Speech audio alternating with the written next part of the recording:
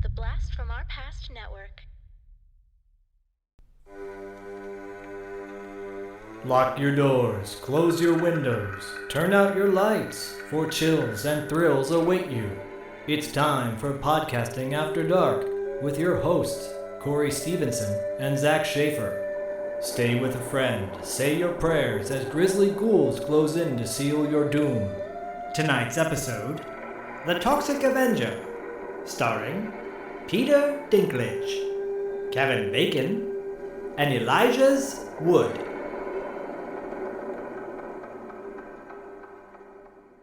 What's up, everybody? Welcome to a special dual cast episode of Podcasting After Dark with our pals Tim and Dean from Talking Back. And we are discussing the Toxic Avenger remake. Came out in 2025, although IMDb bills it as 2023. But before we get into all that, I am co-host Corey. Joining me, as always, my brother from another mother, Zach the Total Snackhead Schaefer. Zach, how's it going, buddy? Don't call me bozo at all. No, great. I cannot wait to do this. You know, I asked ChatGPT the other day, I said, how can we get our podcast to the moon? And it said, collaborate with other podcasts. I'm not joking, by the way. And so I'm serious because, you know, ChatGPT knows what's up. Anyways, I'm so happy to be joined by our Canadian brethren for this because it's been too long since we did a show with them. And I miss these dudes. And now we're back in the Canadian groove. Hell yeah. So we got Tim and Dean from Talking Back and also Return, Revenge, Resurrection. But fellas, how's it going, guys? How's it going, Tim? Don't call Zach bozo. Tim's like, I'm out of here. ChatGPT told me to leave. Yeah. How do I get out of a podcast date? It's like, why are you doing this? You're like Hudson. How do I get out of this chicken shit outfit? Yeah, right. No, I'm very happy to be here. It's been a while. Corey, did you get a new camera? You're looking more HD than ever. He just finally wiped off the film that was covered in there. I actually just wiped the camera the other day. Amazing. I wiped the lens and everything was so much clearer. No, you must have used a microfiber cloth because it looks fantastic. Yeah. Thank you for noticing. Oh, shit. It's actually true. Oh, man. Dean, how's it going, buddy? It's going great. Very happy to be on the show today. Happy to take you guys to the moon. Actually, I think it's probably the other way around. You're taking us to the moon, I think. That's the collaboration that's happening here. You're taking us to the moon. We, as Americans, need to get the heck out of here. You need to go somewhere, so you'll go to the moon. Yeah. So, take us, please. We'll go ruin that. Right. We're all going to get caught between the moon and New York City, so... Yeah, there you go. There you know, it's crazy, but it's true. Yeah. Yeah. Nice. Oh, boy. So before we get into our full-on review of the Toxic Avenger remake, the one, you know, guys and gals, the one with Peter Dinklage, let's talk about what our experience is with this franchise. And at this point, it is a franchise, and it's been around since 1984, and Toxie has gone through, like, multiple iterations. But, Dean, what is your familiarity with the Toxic Avenger franchise? Well, we covered this on our show on Talking Back, and Tim kind of just brings the content of that show to me, and then I watch the thing, read the thing, play the video game, and just try to learn more about it while I do that.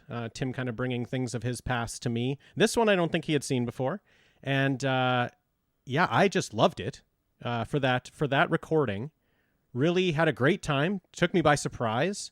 It's real nasty film, and I dug it. I really dug the nastiness of it. Like, I wasn't really expecting what was coming, and as soon as it got nasty, I kind of got on board. The worse it got, the better my feelings were towards it. So yeah, absolutely loved it. Then we also covered the second one, and I rewatched the first one before the second one and had an even better time. I was like, okay, let's see. Let's see if this holds up still a couple months later, and loved it even more. So it is just like rising every time I watch it. So I absolutely love that original. Sorry, to clarify, you loved one. Yeah. I was going to ask, I was like, but Not what two. did you think about two, yeah. buddy? Yeah, two is No, two's shit. Yeah, two's shit. I rewatched I one want to make for sure everybody two understands that. and loved one more than ever. Shit, yeah, two's awful. Zach, what's your familiarity with the franchise? Well, I've said this on our when we broke down the original. I said this as well. I saw it when it first came out on VHS. My brother forced me to watch it, per usual. And I was mortified as a child, especially after the kid getting hit by the car scene. Yeah. But I have repeated viewings since then, kind of grown to love it in this weird, sick, twisted way. And then, of course, loved the cartoon, Toxic Crusaders, had the action figure toy line, loathed all the other sequels that came out of it. And so when it came down to watching this one, I was cautiously optimistic.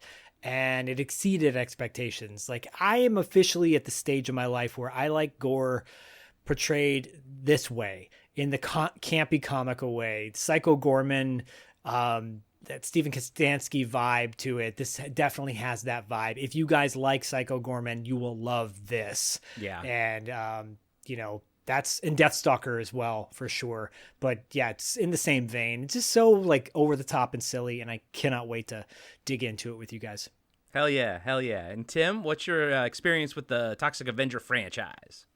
Yeah, like Dean said, I had not seen it before we covered it on the podcast. So I've only seen it one time. After watching it, huge regret for not watching it as a child, because I just think I would have loved it. It totally would have been my type of movie. I was very against like body horror when I was younger, so there was no way I was going to watch it. Just the cover turned me off. But yeah, I don't know. He's a lot softer in the movie than the cover, and just had a great time. Laughed so hard so many times. And then, yeah, we watched 2. One of the worst movies I've ever seen. I couldn't believe it. I don't know who that movie's for. I think nobody. But waiting to find 3 and 4 streaming so I can give them I know they're going to be bad, but no. I feel like after watching 2, I feel like there's no turning back. Now, I don't know if we'll cover it for the podcast, but I'm kind of like a completist. It's almost like here's what I'll be doing. I'll be spite watching it. Yeah. So I'll be like, this is so bad. You made such terrible movies that I have to watch. You're like, I got this far. How can I stop now? How can I not complete it? I might try to have them both on at the same time somehow. Like get Right. 2 TVs queued up, and just so I don't have to maybe spend 3 hours watching 2 of them, I can just watch an hour and a half and get them both at the same time. It's like being stuck in traffic here in LA. Like if you get maybe an hour into it and you're like, it's too late to turn back now. Right. I might as well just stick it out, and you hate it the whole time. And then when you finally get there, you're like, oh, at least I'm done. Yeah. Same experience, I think, with 2 and 3. Yeah. I can't see how it would get worse than 2. And if it can get worse than 2, then I have to see that. Right. Now, Tim, were you ever a fan of Toxic Crusaders, the cartoon from the 90s? No. No. Did it even like come across your radar at all? Yeah, it was on. I'll be honest with you. I think it was like a time slot thing. I think there was something else on at the same time on a different channel that I watched religiously. So I never really gave that one a chance. Man, what a time when like a conflicting time slot would keep you from watching something. Now it would just sit in your queue and you can watch it whenever, which is, I guess, better or worse. I think it makes things a bit more like special back in the day because you chose this. Like Totally. I chose to watch this, and then sometimes you're like, I regret that choice. Kind of like regretting watching part Toxic 2 and Avenger 3. 2, yeah. But back in the day, if you rented it from the video store, we talk about this all the time. You rent it from the video store. If it's a bad movie, then you're kind of, you're screwed. Like you can't do anything about it. Yeah, you're going to watch Because it. what are you going to go back and return it? No. Yeah. There's only been a few times where like I rented a video game that sucked so bad that the person behind the counter was like, "Can I just swap this out?" And they're like, "Yeah, they're whatever. I don't care." Obviously they were, some 18-year-old I don't give a crap. Sure, Yeah, swap don't it care. out. But you can't do that with movies. You have to just, what you do? You leave a little piece of paper in there warning people of how bad this movie is. You do the little mini reviews. That's a great idea. I did one back in the day for a movie called Alien Massacre. It was a movie called Alien Massacre, and it had this painted cover that was actually kind of cool looking. Of course, the lady was half naked, and it was terrible. The whole movie was absolutely terrible. Some schlocky, even worse than, Roger Corman style movie. It was just absolutely terrible. But I left a little piece of paper in there warning everyone not to rent this movie. It's very kind of you. Yeah, it's good service. It's very Canadian of you. Yeah. I think I probably mentioned this on our review of the original Toxic Avenger and on the guest spot that I did on Class of Nukem High over at Talking Back. I watched Toxic Avenger maybe once when I was a kid. Wasn't my steez. Didn't really get into it. The Toxic Crusaders cartoon is much more of my Toxie. That's the one I love and everything. I used to watch the cartoon. And I actually watch it a lot nowadays. Once the Blu-ray came out, I've been watching it pretty frequently before going to bed. I think it's actually quite good. And I'm looking forward to the video game whenever the hell it comes out. It was supposed to be out this month, but I think it got pushed, Zach, to January. It did. It's still coming out. Okay. Well, they've been working on it for like 5 years, so I would hope so. Well, there's a lot of things in life that don't come when you expect them, and yeah, exactly. Like a heart attack. Now, Corey, do you know if that video game is going to be in the movie style, mature movie style, or the cartoon? It's the Toxic Crusaders. It's based on them, but it is one of those old school 2D hand drawn brawlers, beat 'em ups that are like we're living in a new golden age of those type of games. Which they're making amazing. A Danger Mouse game as we speak. Holy crap, Danger Mouse! Yeah, no, wow, Danger Mouse. No, we talked about some of those games before on our podcast. They are the worst. I don't know about this new one, but I mean, if history says anything, that game is going to blow. Oh. Did you guys play the Kung Fury one? Did you play the Kung Fury one that they put out? I didn't. No, that one's Kung fun. Fury. Who put that out? Limited run. Yeah, or like RetroWare's the developer, and then I think the publisher is Limited Run. Yeah. Right. No, I didn't play that one.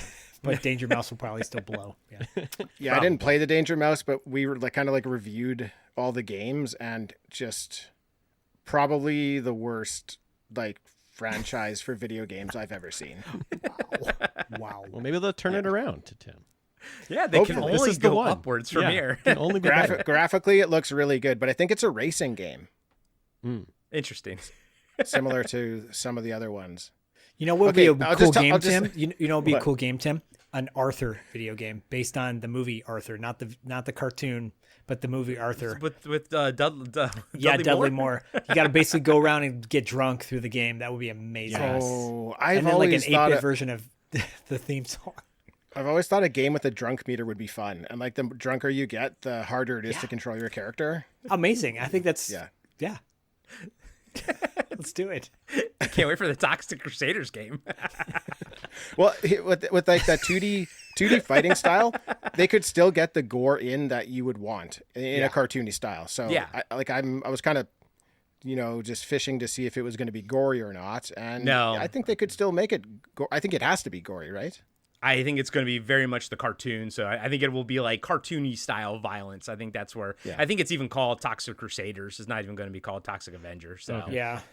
I think, Tim, I think that one's not going to be on your radar either.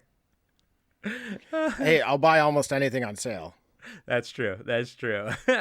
Well, guys and gals, the reason I really wanted to do the Toxic Avenger remake with Tim and Dean is because their review back in April of the original Toxic Avenger kind of got me in the mood to watch it. And, I listened to the review and I went and watched the original. I was like, okay, I didn't quite love it. And then I saw the remake and I actually enjoyed the remake a lot. And then Zach and I, this is like the timeline. Then Zach and I go and redo the breakdown review of the original. And maybe it's because it's like my, in such a short amount of time, the second time watching it, I really liked it a lot more the second time than I did the first time. I think it's definitely one of those movies that maybe grows on you a little bit. And yeah, I wound, and then Zach and I, through the course of going through the review and the breakdown, I really found myself loving the original Toxic Avenger. But I really wanted to do this one with you guys because I wanted to discuss how a remake compares to the original. Zach and I have never done that on the show. We've wanted to for a while. We've wanted to cover Dawn of the Dead and then Dawn of the Dead remake and kind of do it as a comparison. But this one's sort of like the stars aligned, and I couldn't think of anybody better to do it with than you guys, because you guys also covered it this year too. So it'd be nice. It'd be a nice discussion about how the remake compares to the original. I hope so, at least. Or we'll just talk about video games that we hate. So it's going to fit in nicely with our a month of doing holiday content on Talking Back. It's perfect. It's absolutely perfect. Slots perfect right at in. the end there. Yeah, There's green and red in this, so True. covers the bases. it's a Christmas movie for sure. Yeah. For sure. Well, Zach, you want to take us into the cast and crew? Because this is it's actually a pretty freaking stacked cast for a splattery. It's not a horror movie, but it's a splatter fest, and we got some interesting people here. I think it's a new genre. It's a genre that's always existed, but I think there needs to be a new name for this genre because it's definitely comedic horror, right? In the vein of, like I said earlier, Psycho Goreman. Yeah, because is Psycho Goreman considered horror? I mean, I think so. Fantasy horror, I guess. Yeah. Okay. Peter Dinklage plays Winston, not Melvin, the mop boy, but Winston, the mop boy, and he's great. I won't, run down the resume of all these actors, but I will say if you watch the show Dexter, the newest season, he's in it, and he's fantastic in it. It's actually a really good season too. I'm surprised they resurrected that show pretty well from the depths, and he's got one heck of a singing voice in this as well. Kind of my bucket list got checked off when I saw this movie. We'll get to that later. And when I was telling my wife, because I watched this twice and she hasn't seen it either times because it's all in the theater, and then for this review, it's Peter Dinklage as Winston is what is the hook of this movie, is what draws you in. And I was telling her, I was like, so much more than the original movie with Melvin the Mop Boy, who we love. He's fun and all and everything, but like Winston's plight and how much time they dedicate to Peter Dinklage. He's in it for almost 20 to 30 minutes of this film before you actually get the Toxic Avenger. But I can't think of anybody else that could have pulled off the heart and soul of this character so freaking well and have me just connect with him right out of the gate, and not so much feel sorry for him. It's not so much that. It's like, damn, you just connect with him on a human level. And I think that's what really, for me, made this movie, it elevated this film for me. Tim, what'd you think of Peter Dinklage as Winston? Absolutely blew me away from minute one. I know him from Game of Thrones and from Elf. So it's this is such a different role. And he was so soft-spoken and caring. You could just tell how good of a person he was portraying, and I wasn't expecting that. I wasn't expecting to just so quickly fall in love with his character, and really he really blew me away. And there's some others in here as well where I was like, oh yeah, these are some high level top shelf performances by several of these actors. Oh yeah, totally. Definitely. Dean, what'd you think? Yeah, same as everyone here. Peter Dinklage is incredible. He can kind of do anything, and it really showed in this movie. He's got such a softness to him. Like Tim was kind of saying, he's speaking softly, and there's something about him that just draws you in. You're on his side. Like Corey said, not in a I feel bad for this guy type of way. He is in a tough situation and you do feel bad for him, but that's not really the hook. He gets you with his softness and his ability to be a dad early on in the movie. It's great that this movie really hooks you that way. Very very different than the Melvin character. What that movie's trying to do. This movie's doing something different with Winston, and Peter Dinklage just nailed it. Yeah, agreed. By the way, if you've never seen the movie The Station Agent, he's really great in that. It's kind of the movie that put him on the map back in 2002 or 2003. Really good movie. Who plays Toxie? Luisa Guerreiro. She's in The Suit. She's mostly known for her video game voice work and is in the new season of The Witcher. Luisa Guerreiro. She's great. Yeah, Zach, you were mentioning when we were talking offline, you thought that you were asking me if was Peter Dinklage ever in it because you thought she did such a good job. There's a couple scenes where I'm like, that looks like that looks more like him, like the hospital scene at the end. Right. But I maybe, but you're saying that she was in the suit the whole time? Yeah, my understanding is that's Wow. 100% her. It's never Okay. him, and I think that's just a testimony to how good of a job she does. I think for this moment here, let's talk about the different look that Toxie has. We interviewed Jennifer Aspinall, who was the makeup effects artist on the original Toxic Avenger. She designed the look of Toxie, and she really tried to actually go for a realistic, almost like a war wound victim, like napalm or whatever. But she created a very unique style, a very classic character now. But this is such a departure. I think it's a good mixture of the cartoon and reality. Tim, what did you think of the redesigned Toxie look? Well, I listened to your guys' interview with her. It was a fantastic interview. Thanks. She was like such a great guest. She was such a sweet, caring soul, and it really came through. I just loved hearing some of the stuff she had to say. But one of the things that I picked up on was how she was saying when she came on to the first Toxic Avenger that Toxie was going to be more cartoony, and she thought that was sort of the wrong way to go. And she also thought scary was the wrong way to go. And what she wanted to do was go sort of like empathetic for the character. So she sort of like built the design based on that. And I know that she didn't work on this movie, but what I found really great about the suit was that I think the people who did it, they got that aspect of the character out. Like I didn't see him as scary. I didn't see him as cartoony. I was empathetic towards him. I had sympathy for, once he had his turn. And I just loved that they were able to capture that aspect of the original. So I loved the design. Yeah. Dean? Yeah, I love the design. I thought the the glowing green mop and then the glowing purple on the suit was kind of nice mix. That it wasn't always glowing purple. It's just in like kind of the darkness. Sometimes you would see that. I thought that was really neat to have him enter scenes glowing like that.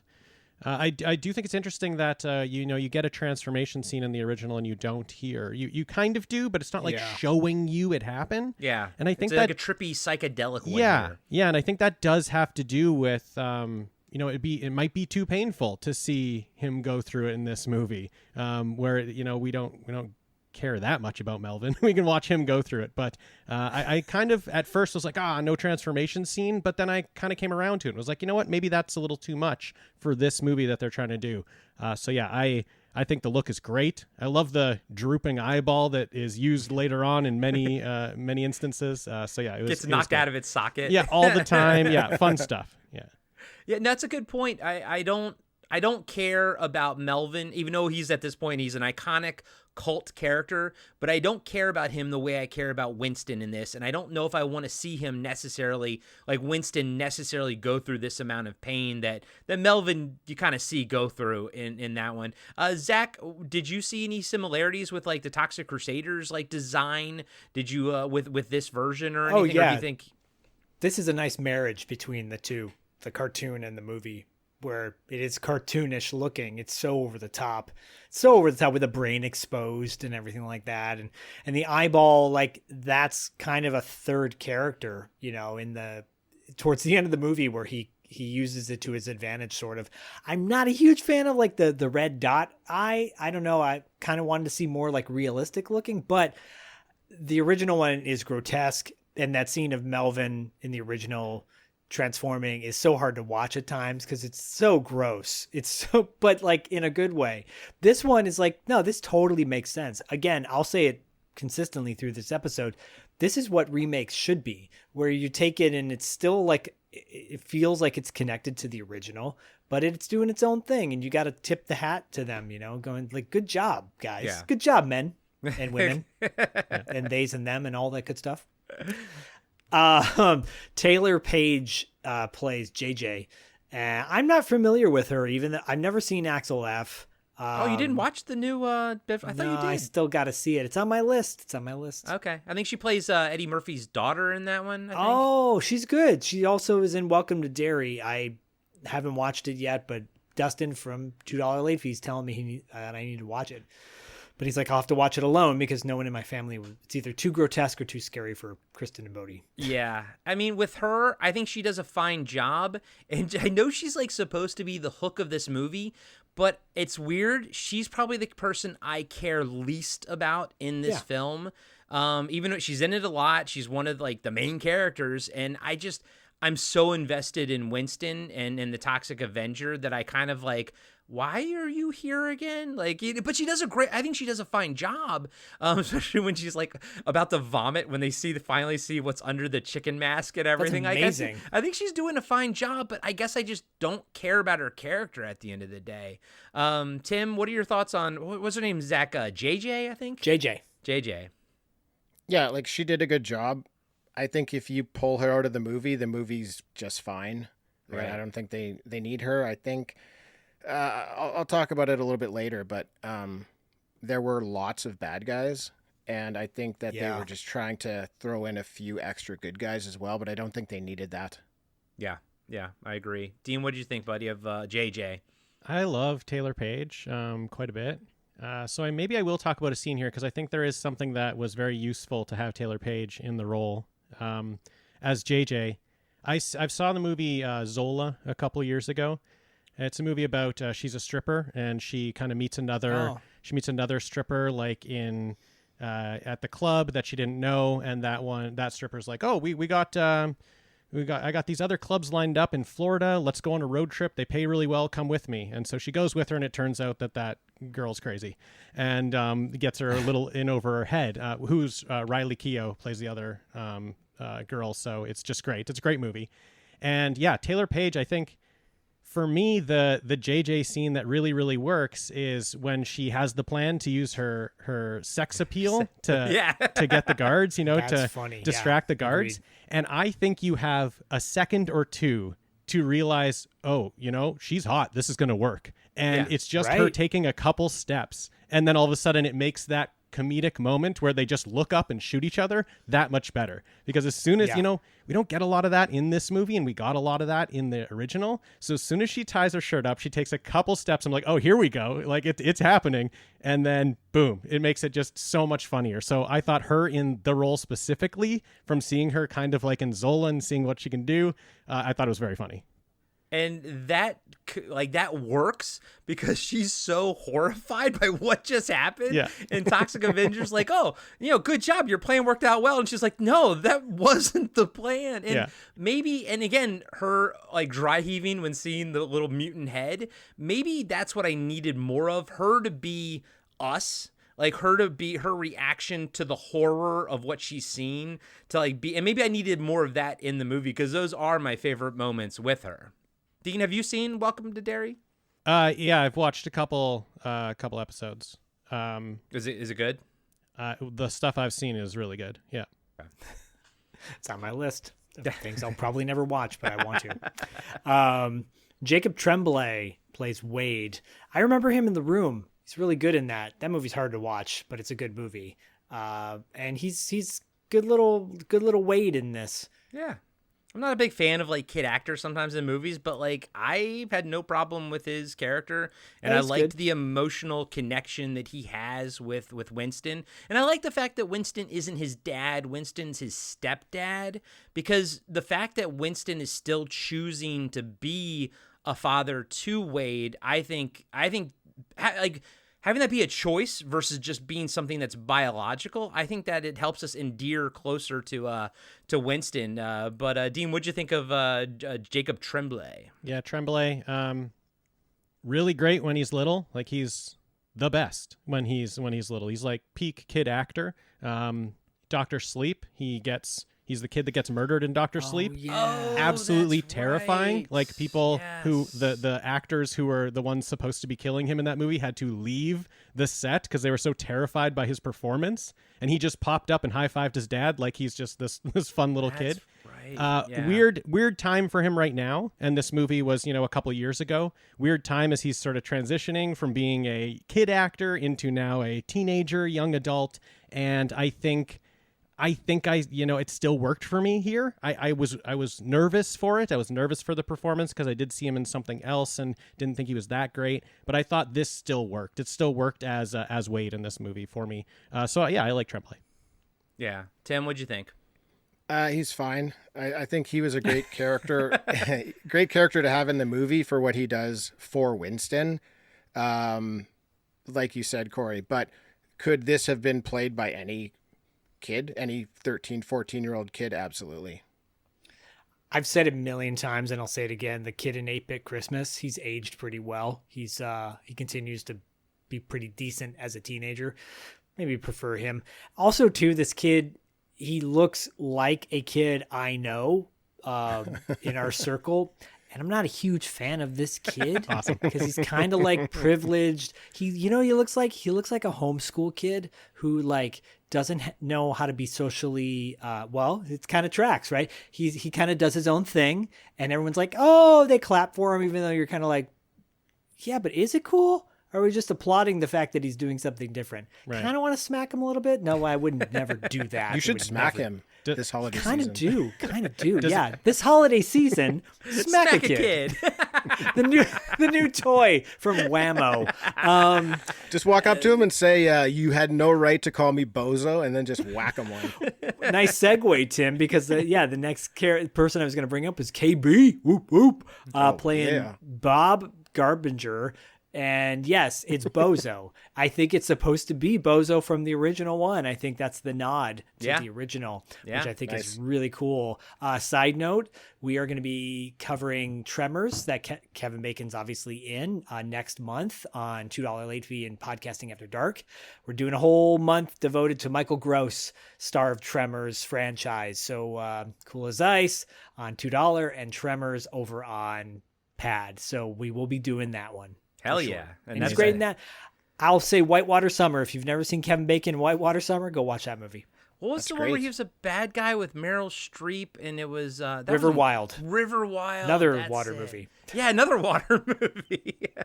I like Kevin Bacon because he does movies like this. I'm like, you know what? Good job, Kevin Bacon. He's good, man. He's just solid. Even his wig was good. Tim, what'd you think of Kevin Bacon as the bad guy in this film, as Bozo? Is this how you'd picture Bozo growing up to be from the original Toxic Avenger? You know, I could see it. Yeah, I could see if Bozo along the way got rich, I could see this. I could see this happening to him. But Kevin Bacon popped up in our feed this month in the Guardians of the Galaxy holiday special. And he's so good in that. Oh my goodness. He's so great. And he just continues it here. Like, I think in his later years here, he's become a better actor than he was in his younger years. And I loved him. I love watching him act. I think he's so funny. He's just got this natural way of being hilarious in these types of films. And I mean, I just hung on every word he said in every scene he was in. It was, it's tough to call out a favorite. And I don't think he was my favorite, but he was just so tremendous. Yeah. Yeah. He's also, he doesn't care. You can tell like he's just having fun. Yeah. You know, he's not trying to, and he's also on social media. He's hilarious. So I love the guy. He's a really good musician too, by the way. I like the fact that he can go and do like a TV show on Fox, like The Following or whatever it was back in the early 2000s, and then do like an Amazon show, but then also do movies. Like nothing tarnishes him. Like Kevin Bacon is always awesome and I love him. Diener, thoughts on Kevin Bacon? He's one of my faves. He is like bacon. Like you can just have bacon and it's great. He can be the lead of the movie and it's great. But like a side of bacon, maybe even better. Like when he's just on the side, crumbled bacon. Love him. Like crumbled on a salad a little bit. Yeah, I love some crumbled bacon. This is two like horror movies, I guess if you call this a horror movie, in a row. The other one being Maxine last year, where he just is like sleazeball in the movie, and it's so fun. It's just he's leaning into just being the worst at whatever he's doing. Like the characters are very different, but he's bringing a very similar like I am the worst energy. And love him. That's how great he is because like Maxine, I love that movie, but I don't ever think about him as that. Like I just think of that character. I don't think that that's Kevin Bacon. Whereas I'll say like I'll always remember, okay, Kevin Bacon is the bad guy of this movie, but he was like lost in that role in Maxine. Yeah. Like he was so terrible. Yeah. I loved him, and he had a fitting end in that movie. Yeah, great in that movie. Obviously, Tremors is amazing. Love him. I got a soft spot for Hollow Man. I kind of like that movie. Thing about Hollow Man. Yeah, Dean, I will die on that hill. Well, you're also talking to someone whose favorite Friday the 13th is Part X, Jason X. But Hollow Man, I freaking love that movie. Yeah. I will die on that hill. I saw it in the theater. I think I saw it in the theater twice. It's sleazy. It's sleazy. It's violent. Love it. Everything. Yeah. It's a movie that I came around to. Like, I loved when I was little, and then when I was in my 20s, I was like, nah, this is too sleazy. And then now I'm just like, oh yeah, leaning into it. I love this. This is great. Yeah. Dude, Zach, if we ever get a good Blu-ray of that, I don't even know if there is one, but if Arrow ever puts one out for Hollow Man, we're covering that on Pad. Okay. He's also Sure. Whatever you say. Yeah. Zach's like, fuck me, sure. It's great. It's a great movie. He's also great in Death Sentence, which I think is a that movie's good. It's a good movie. I think it's James Wan even. I think it's a lesser known James Wan movie. Exploitation revenge movie. Yeah, early James Wan, a revenge movie where he's getting revenge. He's just a normal guy that decides he's going to get revenge on a gang. It's really good. Yeah, interesting. Stir of Echoes. He's really good. Oh yeah, of course. good. Stir of Echoes, great. Yeah, so good. Yeah. Anyways, Cool. Elijah's Wood, who I like to refer to, he's great in this. It's so nice to see him play a villain, Fritz Garbinger, the brother. He's good. He's really good. Like, he's just good in general. I never saw Maniac. I still want to. But he's, I'll always love him in Radio Flyer. Sure. It's a kid movie. Didn't see that one, I don't think. It's depressing. It's really depressing. Oh, I think it's Is that one the of one those with movies. Cuba Gooden Jr.? No, that was just Radio, right? No, that's Radio where he plays special. You're half right. Special needs. I mean, Then there's Frequency. And, he was Elijah's Wood was definitely doing his best Penguin from Batman Returns. Totally. Yeah, Tim, I know you just 100%. watched that. Yeah. Just watched it, and this looked like something the Penguin would have pooped out. It was perfect. Yeah. Well, he was my favorite. I just thought he did such a great nice. job. Yeah. And Elijah Woods, really in everybody's mind, it's hard to get past his role as Frodo. And it's like an epic role and all that. I didn't like it all that much. Like, I think he did a great job, don't get me wrong, but I like him in his other roles. Like, I really loved him in Sin City. Oh, yeah. Another movie this director did, I Don't Feel at Home in This World Anymore, or something like that. He's in that, and he plays such a funny character. I don't know if any of you guys have seen it, but he plays like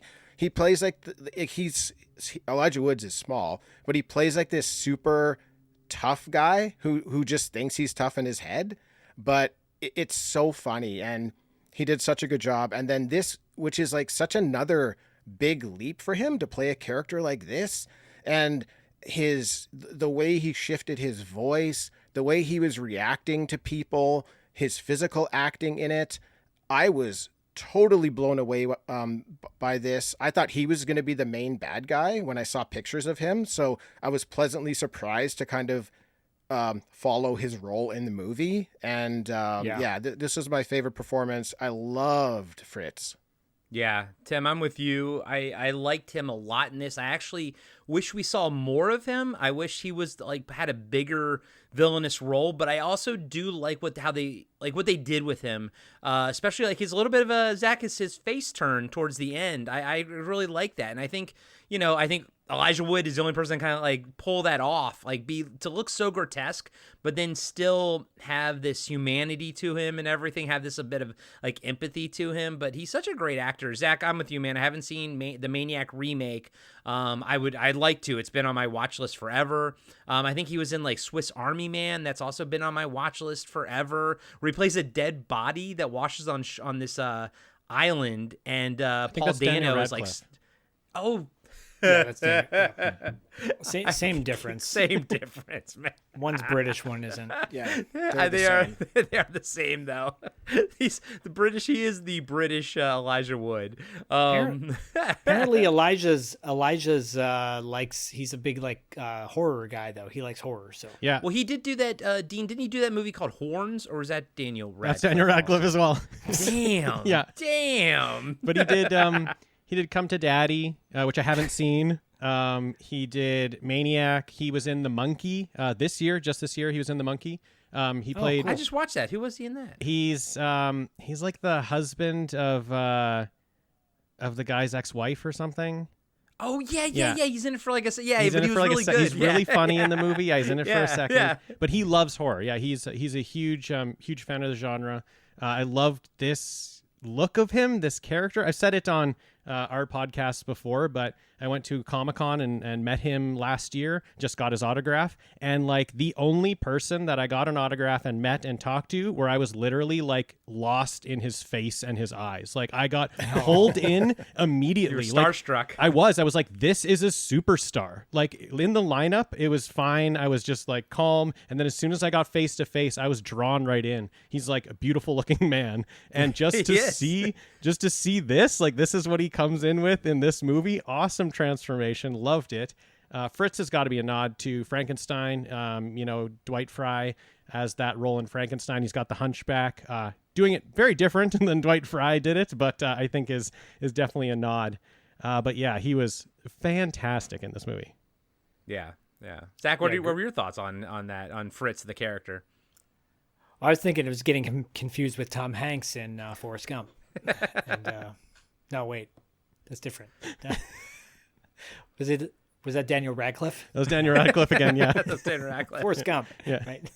It's in Hunt for Red October. No, that's Daniel Radcliffe. Yeah. No, he's great. I one of the highlights for sure. Like, you never know if kind of a bigger name is gonna not underact in a movie like this, and he's awesome in this. He's so good, and I like his little turn at the end. It's very sincere, and I like that he still gets a comeuppance as well because he deserves it. Yeah, because he's not a good guy. He's not a good guy.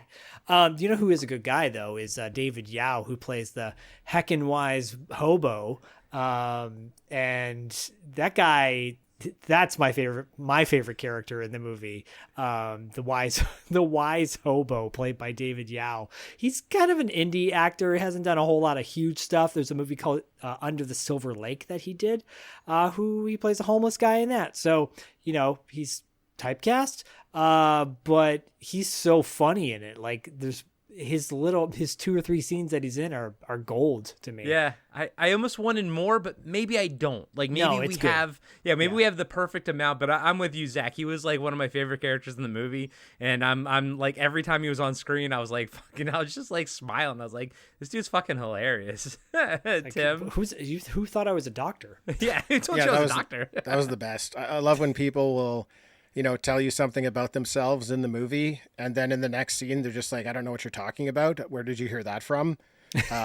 Which was his whole doctor thing. It made me laugh so hard.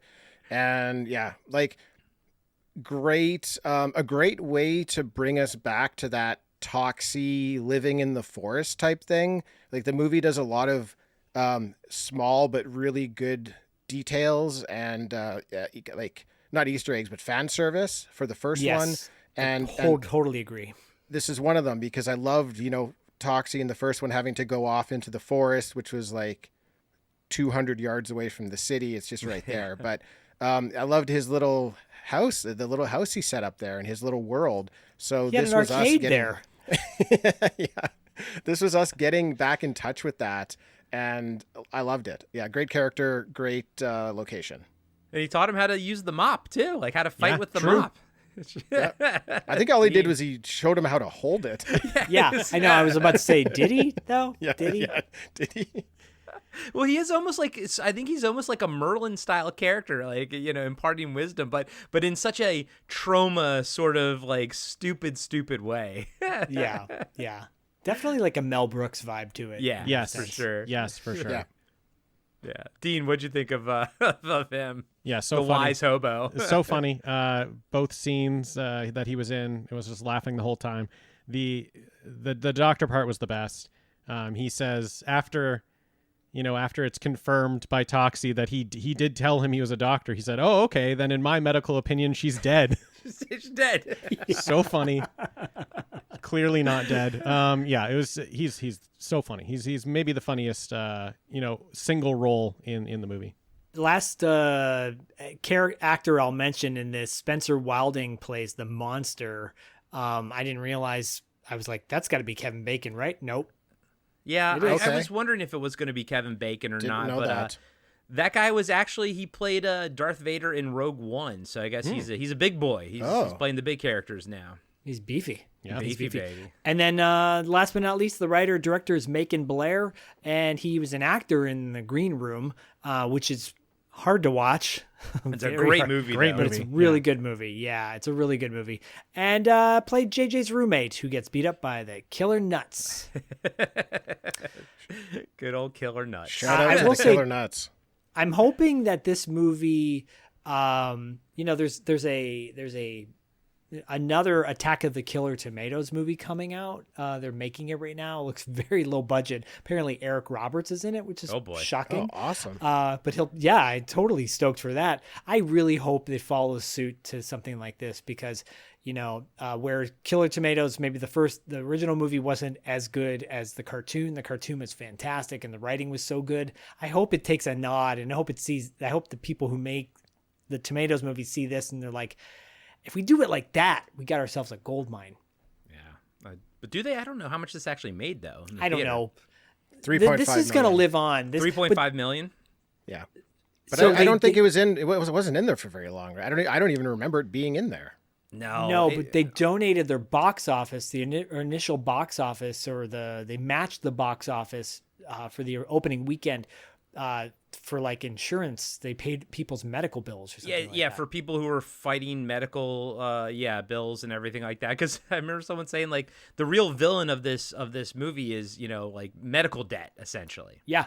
Yeah, I was reading up on that. The marketing budget of $5 million for the movie, they just donated to that cause. And then Awesome. the marketing team said for every 1 million the movie makes, we'll donate $1 million to the cause as well. So That's cool. great. a very, very cool thing. You don't hear that very often. I mean, my Nope. goodness. Yeah. No, well, Awesome. if you follow Lloyd Kaufman, It's Lloyd, actually. There's two L's. So it's Lloyd. if you follow Lloyd Kaufman on Instagram or social media, he's pretty open about where he stands politically and everything. So it does make sense that they would use their platform to actually try to help people because, I mean, the Toxic Avenger, he is a superhero for the people, the little guy making good and everything. So I was happy to contribute to that. Tim, what'd you say? 3.5 million or billion or whatever? 3.5 million, not billion, Corey. Yeah, not billion. Those are no. Star Wars numbers. 3.5 Those are Star Wars billion. numbers. Crushed it. Did you say pillion? You said All pillion. debt is wiped out at that point. No, Yeah. no, those are Star Wars numbers. Yeah. We're Corey, talking Toxic Avenger numbers here, guys. Corey, one drop of rain can fill a lake. Oh boy. All right. One well, grain on of sand can help make a beach. On that note, let's roll the trailer for Toxic Avenger remake. Armed political extremists have taken hostages downtown. Somebody do something! Wait! Stop! We'll get to all of that. Just relax, okay? We'd lost Shelly a year ago. These days, it's just me and the kid. Looks great. I'll just scrape off the black part. That part's pretty good. No, give him back. I don't want to hurt him. Why didn't she do anything? Sometimes it's better to do nothing. It's going good. You're saying that this corporation would knowingly poison its own customers just to boost their own profit margins? Summon the nuts. Okay, summoning the nuts. I didn't want any of this. I'm a monster. You're not a monster. Show him your good heart. Hey, buddy, I'm your dad. What the? I wasn't even involved, but sometimes you gotta do something.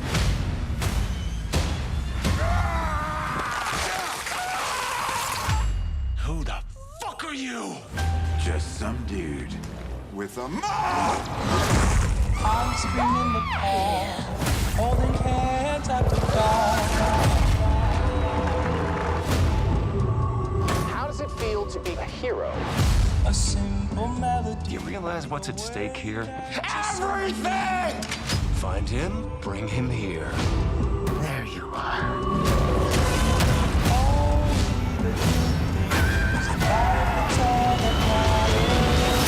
That was just self-defense. You haven't killed anyone else, have you? See, when you say, self-defense.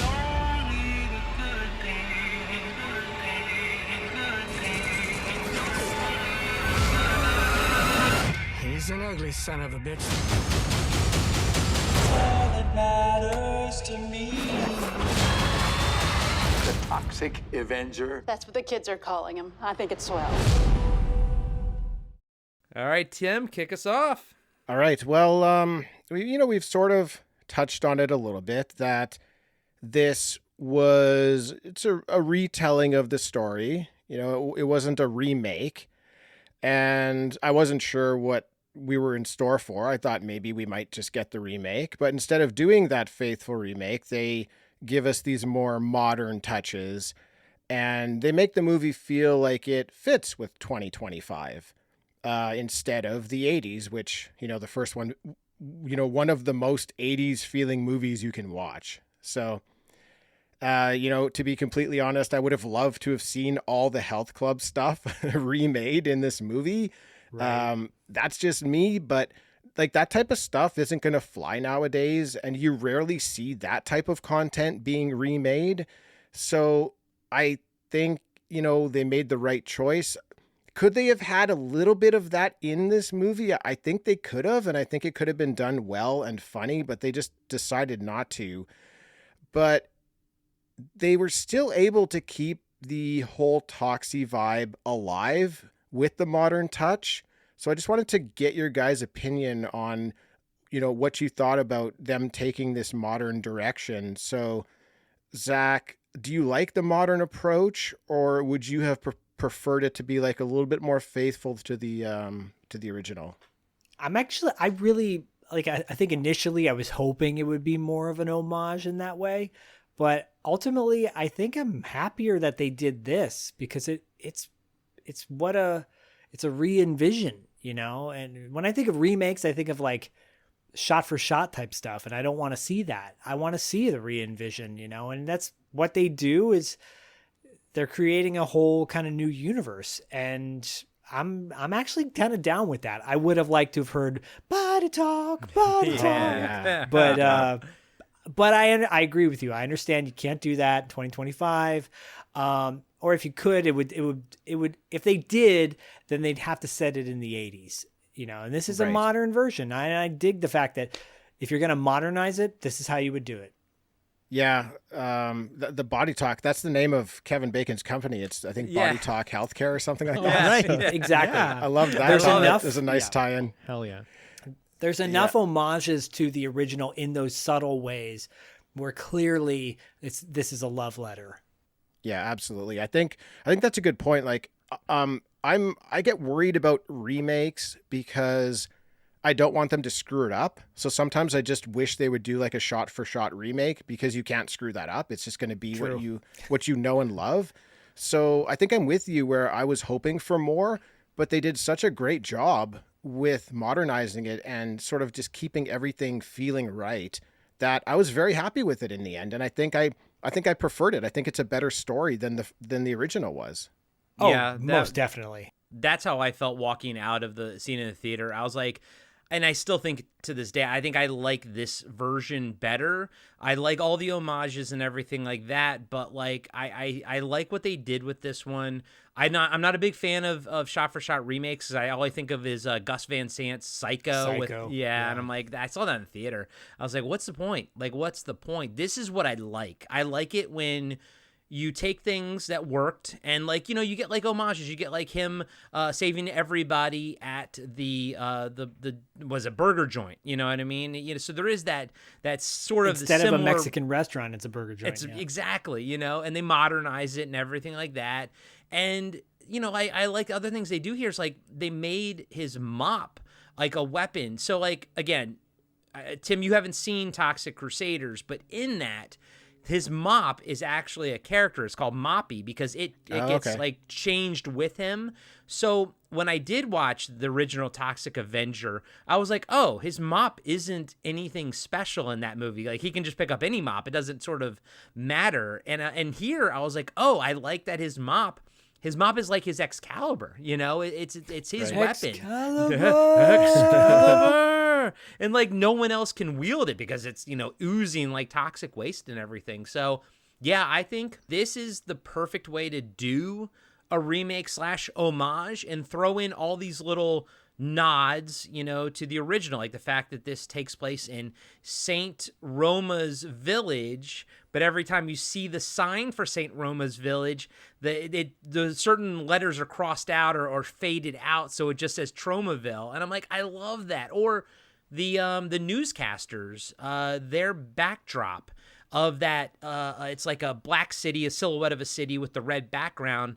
That's the same backdrop that they would put the Troma Entertainment logo over. So like, but you know, they made it the backdrop of the newscasters. Like this is what I like to see. And then I think that I would kind of watch this movie over the original sort of any day. I think this one, it exceeds expectations and it rises to new heights. It's like the RoboCop remake. Oh, we know. Oh boy, Zach. Let's not go there. We were having such a good time, Zach. Yeah, why did you bring that up? It's, you know, because his wife loves that movie. Why, Zach? Why does your wife love that movie? She loves Joel Kinnaman. Wow. Corey, since you mentioned Moppy, I did want to ask you, and Zach, I didn't know that you were a big Toxic Crusaders fan as well, but having never watched it, did you guys notice some elements? You're saying that the mop, you know, talked. I think that maybe that could have been cool in this movie, but were there other elements that you saw that were specifically from Crusaders that made it into this movie?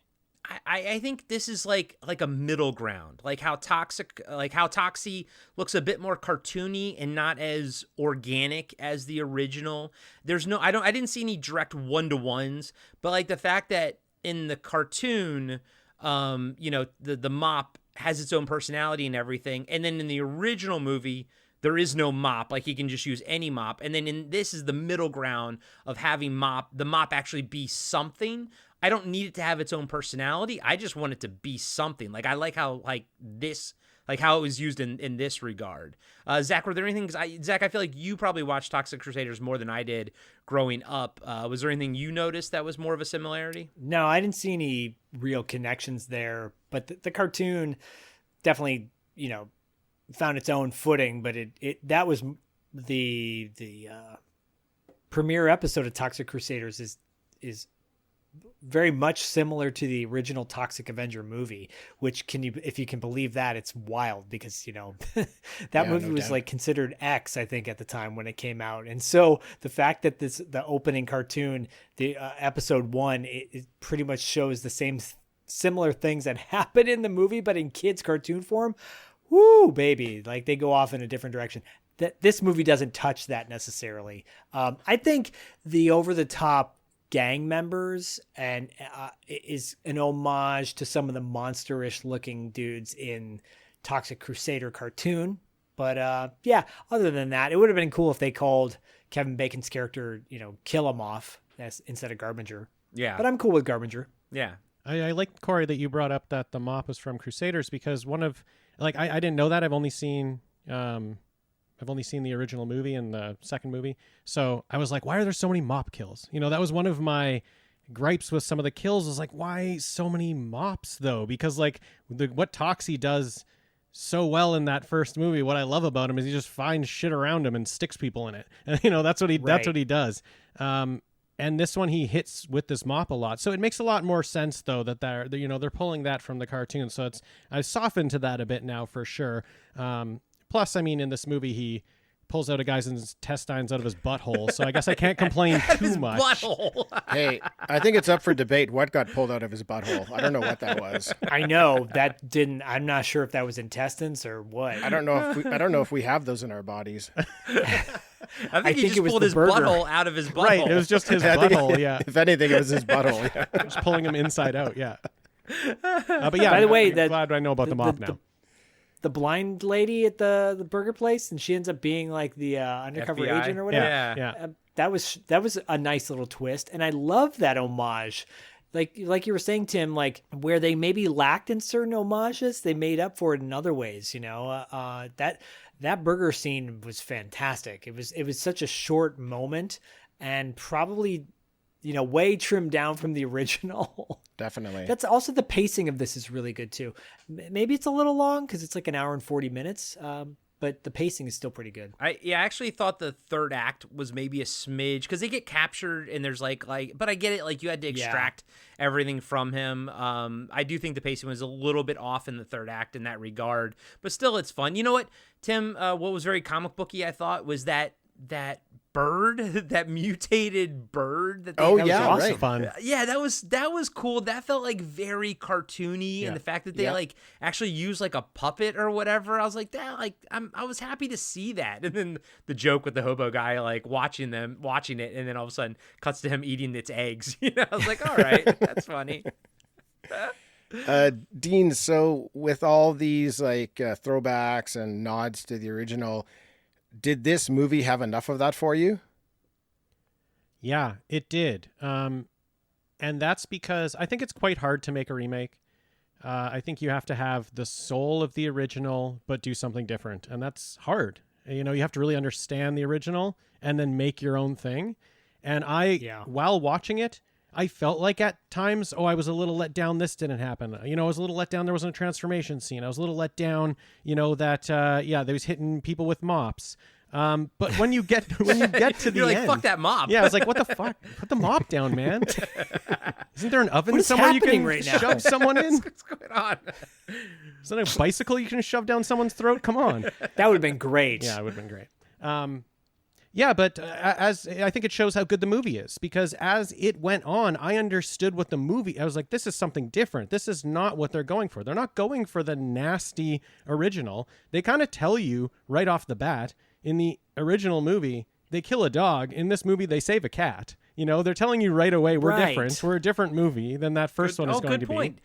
And there's a whole film theory, the save the cat theory, where exactly, you basically, yeah. And that's how, that's, Winston's moment to be like, oh, he's a hero, like at his core, he's even though he's going to be ripping guys' heads off soon, he's a hero. He saves the cat at his core. So I did like that. And I think because there's, sprinkles of it in there, of those homages and those fan service, and like just hearing something makes you nod. You're like, okay, it's enough to be, I'm a fan of this and I notice it. And that's, there's enough of it in there that I'm smiling along with it. And then when you get to a scene like the diner scene, I was so pumped for that scene because we weren't doing the exact same thing as the original. And then as soon as we've seen him rip a guy's arm off, that's it, then run away. Now we're going to the diner scene, the epic diner scene. Great. I was so excited to get there and know that we were doing something similar. And then we go away from there and do our own movie again. Like we go back to this own movie. So I thought that they did a really good job of sprinkling stuff in.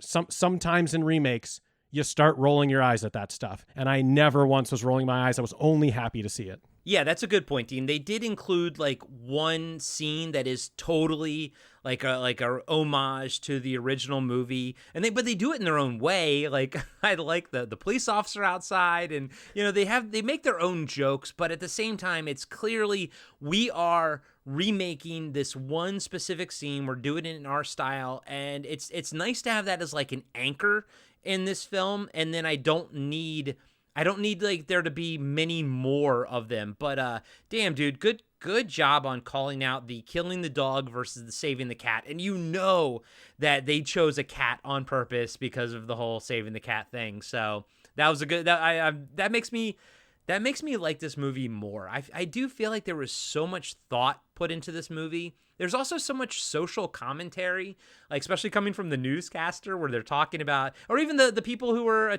like holding the place hostage. It's because the logo, the people who own that burger joint changed the logo from a guy to a girl, and they're all in an upset. And this is funny. This came out before the whole Cracker Barrel logo change happened and everything. And I'm just oh my God. Talk about having your finger on the pulse about a certain group of people. But like I liked not only the fact that they do things their way, they had this nice little bit of social commentary to it, but also at the same time, it's gory as hell and so much fun to watch. Like, that's how you do social commentary. You make it fun to watch. You don't make it, painful, like beat it down your throat. You actually make it enjoyable, and then you hope that the social commentary sort of punches through, kind of like punching through and pulling out someone's butthole. Well, they take a scene that would be nauseating where he calls his insurance company to try to get on a plan. But at least here in the United States, it's so relatable where they're like, oh, no, you don't have that plan. You have this other plan. But it's so funny, like the way his doctor tells him that he's going to die. And at the very end, he's like, oh, but there's medication you can take that'll save your life. And it's pretty much curable. But like, that's so true and so relatable. And currently in December of 2026, our, healthcare is about to go flush down a toxic toilet, even worse. So it's like funny, but also cringing at the same time. Cause you're like, oh my God, this is too relatable right now. And the writing is so good. Cause when he's talking to the lady on the phone, and that was Jane Levy, by the way, from Evil Dead remake and cool. Suburgatory and stuff like that. Yeah. Don't breathe. And she's like, oh, honey, those are tears. And he's crying. He's like, I don't know what tears are. She's talking about TIERS. Yeah, and then so it's like funny. the play on words. And Peter Dinklage is I've always liked him, but this movie like made me like I always liked him in his like I like his characters. I like what he's in, and he had a little role in that movie with Jerry Seinfeld called Unfrosted. It was pretty funny, but like this made me really take notice of Peter Dinklage, the actor, and he's only in it technically the first third of the film, but man, oh man, he is the anchor for this film, and he is absolutely hilarious when he needs to be, sad when he needs to be, and relatable at all points in time. Yeah, these two scenes are so good. The insurance call and then also the doctor's office, because he's like, oh fuck me, why didn't you just start with that? That doctor's so funny. Like has such good timing. He pauses for so long and just knows exactly when to deliver the information that would make it so funny. He was great. And yeah, both of the scenes, it's exactly what Zak's saying. They're like super funny, but also like scary that they're relatable. Like scary that I've been on the phone talking that exact same conversation before where I just don't understand what I purchased. They're confusing me and saying I can't be covered because of whatever I purchased. Like it was so relatable and so funny at the same time. I just loved both those scenes. Guys, I had a nightmare last night where I woke up from it. And my nightmare was that my insurance was dropped and my wife would not put me on her insurance because it would cost too much. And I literally woke up from that nightmare and I felt bad about life. And I was like, okay, that was just a nightmare, But like, holy shit. Like that was an actual nightmare that I had. Yeah. That's one of the areas where sort of modernizing this and modernizing it the right way really, really added to it. Because if you're going to make it like a 2025 remake, then throw things in there that we can sort of get behind and laugh at. And, up here in Canada, our healthcare is different. But as I was watching this scene, I mean, I've heard enough about American healthcare to know that how frustrating this would be for him. And just him on the phone, like, speak to an agent. Speak to an agent, speak to an agent, speak to an agent. Like I do that. Like I'll call a company and you get their fucking bot and you're like, give me a person already. And he has the platinum coverage, but it's not as high as the gold for some reason, right? So he's like, everything's covered because I'm platinum, and she's trying to explain to him, that's the whole tiers thing, like trying to explain to him that that's just not that good, which is hilarious. Of course, a healthcare company would make their lowest tier platinum. Yeah, exactly. But Tim, I took that differently. I took it that he had the highest tier, but this was at the gold tier, so you have to be at the gold tier in order to get it. Even though right. So it works. It works either way, though. That does happen here. They're like, no, you got better coverage, but you can't get this thing because it's at a lower coverage. Yeah, like you need all the tiers. You need yeah. Technically, yeah. And so Zach, you're right. That's how things fucking are. Like, you pay too much, so you can't really get any help. It's true, guys. It's and like gals. being too experienced for a job. You're too experienced for this job. Right. Just stay up north, guys. Just stay up north. Going to. Let us come. You're like, fuck you all. Yeah. By the way, so it's always been rumored that Peter, well, it's not been rumored, it's fact that Peter Dinklage used to be kind of like in a punk band back in the day. And so he sings a Motorhead song in this for just a split second, which blew me away. That was one of the highlights for me, is that he sang a Motorhead song to this, like, I forget the name now of the evil gang. Well, there was the Killer Nuts. There's the Killer Nuts. The Nasty Lads were the ones in the burger place, right? Yes, the Nasty Lads, which is a great name by the Nasty Lads. But yeah, the Killer Nuts are playing. Up until this point, we really haven't heard their music too much. But then they're like at this Lollapalooza kind of thing. Not even. It's like it's their town center. It's just their town. and they're playing a song, and I'm like, oh my god. This is everything in the 90s that I couldn't stand. And it is I loved it. I actually loved it, bro, because I was a new metal fan when I was a kid. Yeah, so. it is so new metal. And I know. It's not my jam. I know, and I loved it. What does Dinklage do? What does Toxie do? But he comes in and starts singing a Motorhead song. And you're like, that's the prescription to relieve this tension right now. Fuck you. I love new metal. I know you do. I know. He just literally, guys, Corey was on the last episode. He's like, I know nothing about music. So there you go. Yeah, I know a little bit. I know new metal. You're a big POD fan, aren't you? No, I wasn't. But I was a Godsmack fan. And so taking Tommy to go get his Tommy, the drummer for Godsmack, a weird moment in my life. Zach and I became friends with the drummer from Godsmack, Tommy. And then he was like a straight edge kind of guy back in the day when they toured. But he wanted to like toke a little bit back in the day. So in LA, you needed to have your medical marijuana card. And so like I had one, and I was like, oh yeah, I can just take you to go get one. And I did. And I'm sitting there in the waiting room, and I'm like, I used to listen to Godsmack, and now I'm sitting here in the waiting room taking the drummer to Godsmack to go get his medical marijuana card. It's sometimes life in LA finds weird ways to become absurd, and it happens. You don't know how it happens. You can't plan for it. It just happens. Tim and Dean are like, would have been a whole lot cooler if it was the drummer from Nickelback. No. That's not true. That's not true, Zach. Fine, Triumph. How about Triumph? Glass Tiger? Glass Tiger. How about Glass Tiger? Oh, way better. Way better. 100 times better. You're like, it's Neil Peart from Rush. Rest in peace. Yeah. Oh, God. Sorry. No, it's all good. Yeah, no. I mean, I shouldn't speak for y'all Dean. know it's going to Are derail you when I'm on there. a Nickelback fan, Dean? Listen, Nickelback is fine. They don't deserve. They are fine. They don't deserve the hate they get. Would it have been cooler? No, but Nickelback is fine. Okay. I don't subscribe to that. They're just fine. They're Are fine. they? I rank them. Yeah, they're fine. Yeah. I rank them up there with Creed. They're exactly. Creed is fine. Canadian Creed. I like Creed. Yeah. Canadian Creed. Hello, my friend. We meet again. It's been a while. Sorry. My cheeks hurt. Tim's like, I don't even know where we're going with this now. It's tough. That's a tough act to follow right there. Where's the records room? I guess I just wanted to ask everybody what they thought about the story. And, it's right off the bat, much more serious tone with Winston Gooze, great last name, learning that he has brain cancer. He has 1 year to live. His wife has already passed away. He's, caring for the stepson. He doesn't want the stepson to be left all alone.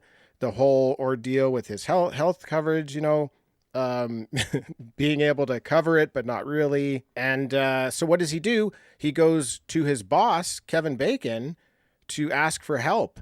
And what he gets out of that is he gets shot in the face and he gets dumped in toxic waste. And that's how he becomes Toxie. And, you know, you have, with the original, you have Melvin Ferd basically being bullied so hard that he leaps out of a window into a vat of toxic waste, and he becomes the Toxic Avenger that way. So very different, like, entries into getting us to the Toxic Avenger.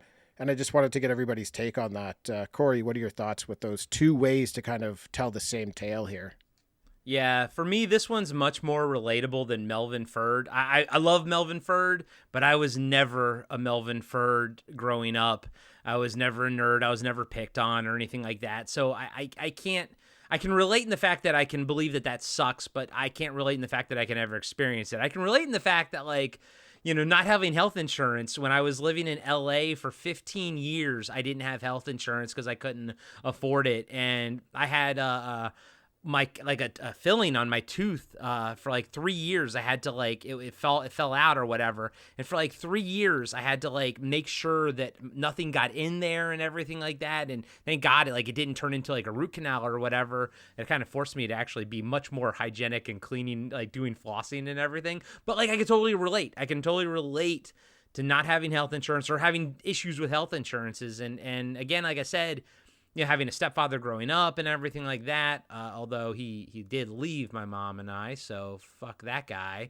I like the fact that Winston was trying to do the right thing, and I really connected to that. Like him not being the dad, but being the stepdad, and, like, you know, maybe unresolved issues about stepdads, you know, with me.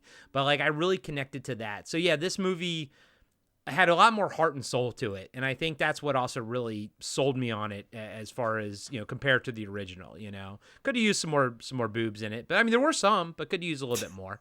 So compared to the original. Yeah, Zach, what about you? More boobs? I like how you just moved right count? past the boobs. More boobs? Like, next. I actually like the beginning of Toxic Avenger more than the second and third act. I kind of like the first act the most of Toxic Avenger because it's so bonkers over the top in, like, realistic ways, you know? In the OG one or this one? In the OG one, yeah. I think this story is way more cohesive and actually makes more sense from, like, a storytelling standpoint, but I do like the original more in the setup. I like original Melvin more. I do. Julie! Okay. Yeah, it's so silly. It's so ridiculously over the top. This one's over the top too. Don't get me wrong, guys. You're like, everybody who hasn't seen this movie yet, you're gonna watch it and go, "What am I watching?" But I think I've got a soft spot for the original opening more. Yeah, sure. Dean, what about you? Yeah, this movie isn't nasty. Like I've said already, the original is nasty, and that's kind of its superpower. That's what makes it so good. That's what makes it, for me, my favorite of the two is the original because of its nastiness. That movie doesn't like Melvin. That movie is like, look at this huge fucking dork. Mop Boy can't even fucking mop right. Like, it doesn't like him. So it tortures him in that movie. We're not supposed to like him in that movie. Like Zach's saying, we do like the character because it's so over the top, but we're supposed to be like, what's this perv dork doing? Like, get out of here. Aww. That's not the vibe of this movie. You know, this movie, No. we're obviously going to love Winston. So they need to do something else. They can't just do that. So kind of back to, you know, the save the cat moment, you know, screenwriting 101. If you want people to, like, fall in love with the characters, you got to tell them, you know, who is this character? What do they want? And why do I care about it? So that's Right. exactly what this movie gives us. Who is he? What does he want? You know, he needs money because he needs to get healthy. He needs to get his surgery because his insurance won't cover for it.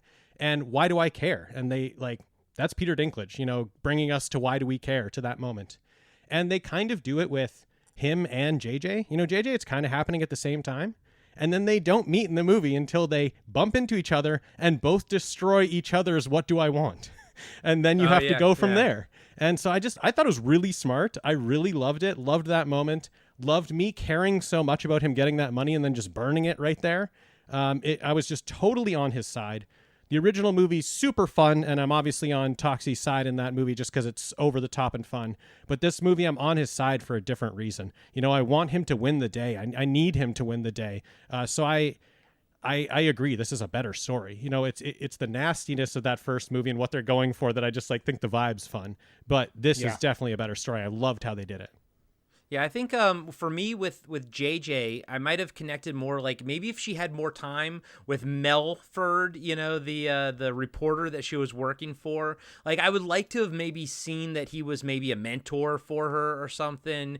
Because I know we also get the story later of her telling the son Wade about her parents, her mom dying and her sister dying in a separate like thing, you know. Yeah, Zamboni accident, you know. That was hilarious. We know all about Zambonis. My mom died that way too. Zamboni? Cancer. No, cancer. Oh, sorry, kid. And like she I like her and everything, but again, like I have a hard time like relating to her. And maybe if I actually liked the guy who played Melford, I actually thought he was kind of cool. And his death was pretty fucking awesome. He's like, "Is that all you got?" As he's taking like shot after shot. That was amazing. But like maybe I would have related, like connected with her a little bit more if she was like, I don't know, give me maybe 5 more minutes with him or something like that, like her relationship with him. But, you know, she does grow on me and everything by the end. And I do love that every time you think she's going to win, like, you know, at first the hard drive breaks when she jumps off the balcony. Second time she gets the chemicals, and the moment they like touch the money, it goes up in flames like immediately. And I did love when you know, Peter Dinklage was robbing the place. The security guard was like, "I know you. I thought you were one of the good ones." You know, he's like, I'm sorry. I'll call somebody, tell them to untie you." You know, I those interactions were really funny to me. By the way, why did Melford show up at the end when Elijah Wood got his throat cut? Like, there was like a quick flash, and did you guys notice that? That was just an FBI agent. That wasn't Mel. Okay, I thought for a second. I rewound it. No. Okay. No, that was a weird. I should have been the blind. It's a FBI weird agent, edit, right? But that was just another white guy, the older white guy. It wasn't Mel. They all look the same. So. They all do. They all do look the same. Old white guys. Hey Tim, boobs. Oh, I can talk about that. Yeah, I can talk about that. Everybody want more because, boobs? Yeah, I did. I did. I do think they could have still had that in this movie. Like, while I love that gym in the first movie, and you know, you can't really have that gym in this movie. Like, people are like basically fucking on the bench press at the gym. Like that's Yeah. the vibe of that gym. I loved that opening now. Yeah, I loved opening the movie on that. I do want to know how to get a gym membership there, but yeah, that type of thing can't be in here. But I think there still could have been, you know, something. A little bit more sleaze. A little bit more sleaze, a little bit more sexuality in certain moments. You know, it did work, like I said earlier, for JJ to kind of tease us with it, and then it made a really funny scene. And maybe the lack of it in the movie is why that was so funny. But because we're just like waiting, and we're like, yeah, here we go, we're gonna get it. Right. But yeah, I would have maybe a little bit more in the movie would have been good. What was Toxic Avenger 2 as sleazy as part 1? Yeah, in like a mean way. Yeah, in a demeaning way. Yeah, it was like uncomfortable. Okay. Yeah. Okay. Yeah, that's what I think. Like with these modern remakes of sleazier movies, franchises from the 80s, I think the idea is always to take out the sleaze, and they did throw in at the concert. You know, I did like how 2 people were showing their boobs, and then 1 person showed their dick. You know, like, okay, that was funny. That was funny. But like, it's more funny than sleazy. Like, that is one of the key elements to trauma movies. You know, is to have this level of sleaze, and that is one thing that I think is like missing from this movie to make it really Zach, it does feel more like a Kostansky film than a trauma film, you know? Oh, for sure. I mean, I think that's the new modern, like, low budget, right, take on it. Zany horror film. And I'm on board 100%. I was never disappointed in this film. There were some dragging points, I agree. Like you said, the towards the third act when he's being tortured, and like that went on a little too long, but it's done for comedic effect. So I did find myself laughing, even though I was like, "Come on, hurry it up." Yeah, Tim, where do you stand on all this? All of what? Boobs? Yeah, boobs. More boobs? Just the sleaze more factor. boobs. More boobs. I'm with it. There weren't enough. I actually will say enough. The dance scene with the kids to that like pussy licking song was That was hilarious. Oh my gosh. Hilarious. That That's a felt- real song. That's a That real felt in the song? same vibe. Yeah. That was the actual song too. Amazing. Yeah.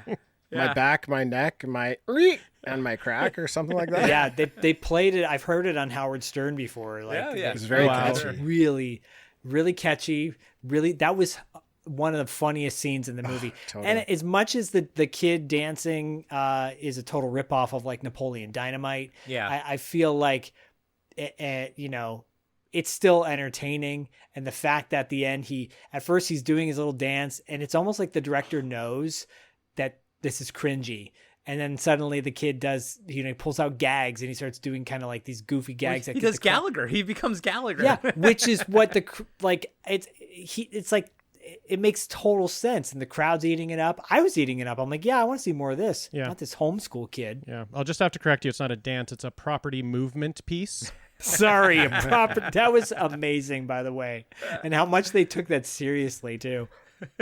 Yeah, What a crazy story to do though. Like the kid's mom dies, he's being raised by his stepdad. Of course he's going to be depressed, but they turn it into comedy, which is amazing. Yeah, and it's kind of sweet too. Like when he has his fingernails painted, and even he's like, is it Winston? I want to call him Wilson. Winston's like, oh, what shade is that? Like I like how he's completely okay with Wade doing whatever he wants to do. That was the kind of stuff that really connected me. Yeah. Yeah. And boobs. And more boobs. Boobs. Could use more boobs is where we're settling here. Yeah, that's that's the where outcome we of go. this. RoboCop I remake. think we're all in has that. agreement, it sounds like. I want to ask you guys each a question, but first, I read that a lot of, all of the stuff that went into the movie, a lot of the fan service, a lot of like how well this movie seemed to understand Toxie all came from the director. I think like Troma and Lloyd Kaufman were pretty much hands off with this because they said that if there was ever going to be like a new Toxie movie, it had to be this director because he knew more about the Toxic Avenger and the franchise than even Troma knew. So I think, they got the right guy. He knew what was funny about it. He knew what to put in there. He knew what not to put in there. And when you get a guy who just loves the property so much and is capable of putting a movie together, that's when you get something really great like this movie. I agree. I think the love for the franchise and the character shows, and he hasn't directed like a lot of things. You're like, oh, he gets this. He knocks it out of the park. I think he does a great job for everything, you just said, and we've been talking about. Clearly it's all, it's the director is always the one who makes all these choices, but yeah, he clearly loves the franchise. I wish more franchises would hire fanboys. Totally. Because they know what's up, and I also say it was nice to see Lloyd Kaufman pop up in a little cameo. That was got good. to. Yeah. That was actually a really funny moment too. Yeah, he's The always guy's in James yelling Gunn and he's movies. like, yeah. But it was funny, like how it was scripted because the guy is next to him is screaming or something. He's like, "We're inside," or I forget exactly what he said, but he's like, "We're not outside," or something like that. It's like, "Sorry, he's like, am I too loud or whatever?" It's so ridiculous. It was funny. And, My and the favorite guy he's line, by talking the way, to is the director next to him. Oh, is that Yeah. who that was? Yeah. Okay. And then I have to say this line because it's God, Corey, yeah. You should say the best line in the movie. What's the best line in the movie, Corey?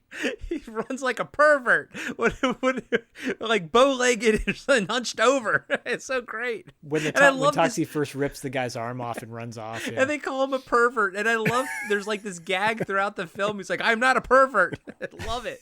And the joke of like, the cops are like, all right. And then, he's like, all right, guys, everyone settle down. And then the pickup truck pulls up. He's like, all right, we're here for the mob. And then the cops like, all right, well, it's a mob then. And fires his gun in the air.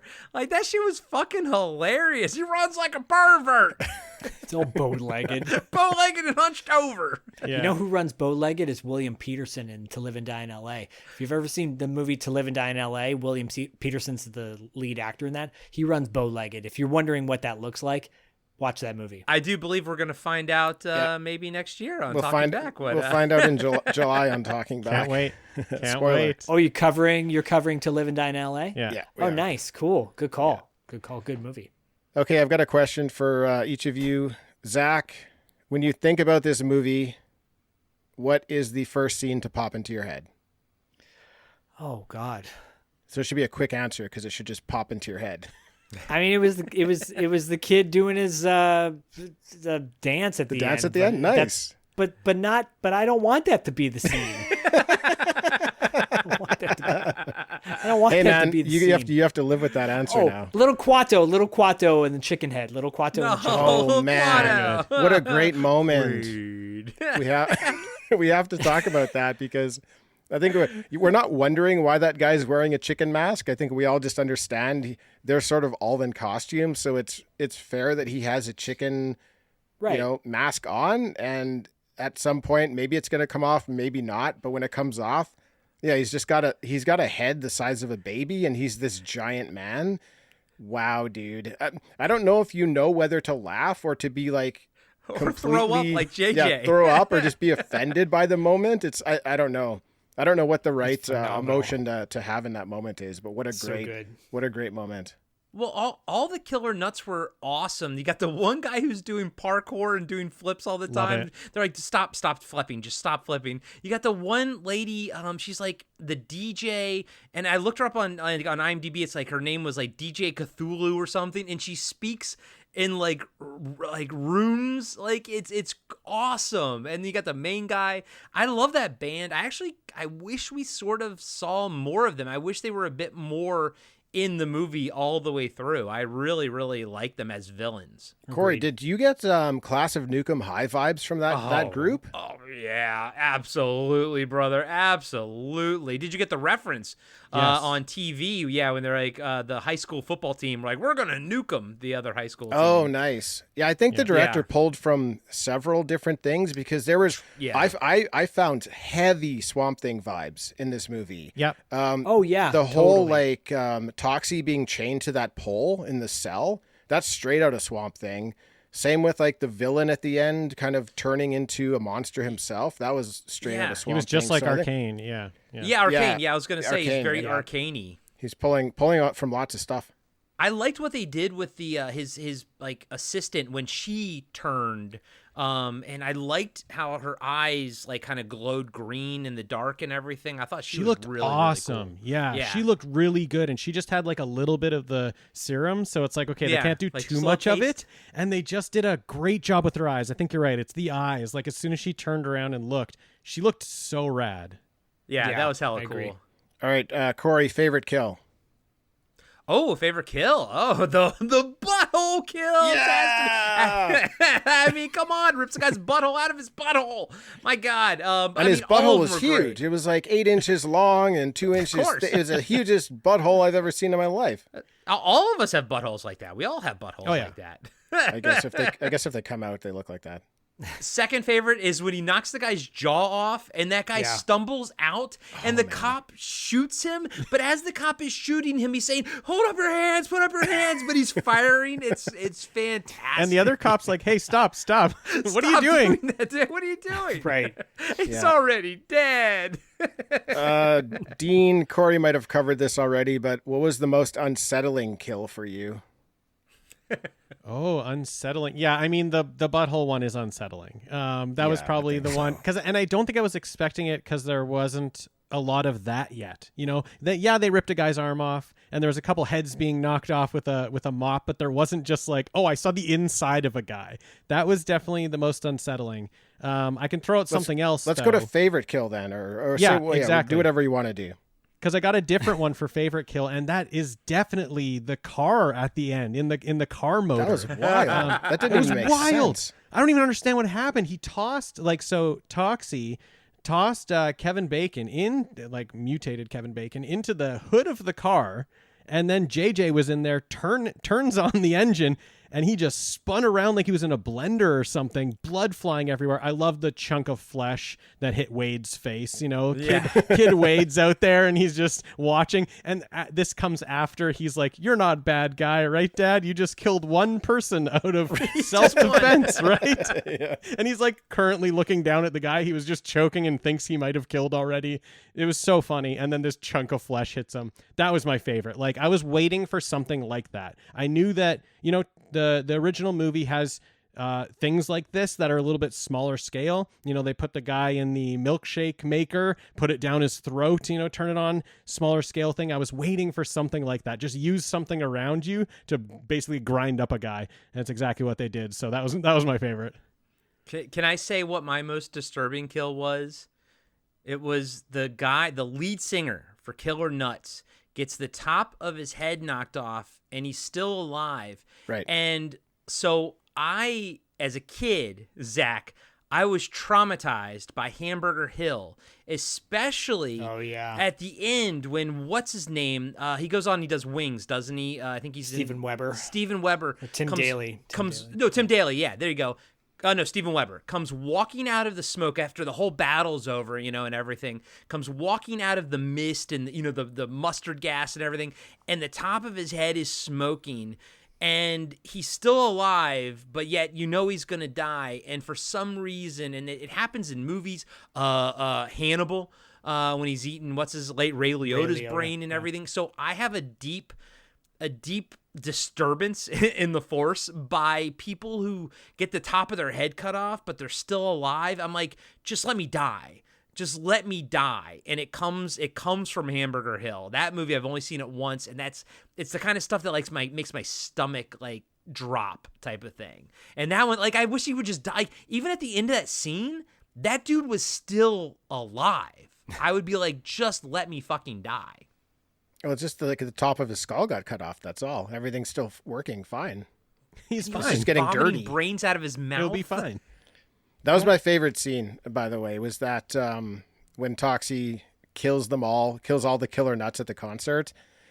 And I think what made it my favorite scene was that the people were outraged who were watching because Toxie's just murdering people. But he has to explain to them why he's doing it, and that he's screaming at the audience. He's like, they're bad people. They also killed people. So it's okay that I can do this. But it was such a strange thing to throw in that the audience would actually get upset with him for murdering these people. It seemed so out of place, and it kind of pulled that whole scene together for me. Well, because, from their point of view, it's like they're the local town favorite. Yeah.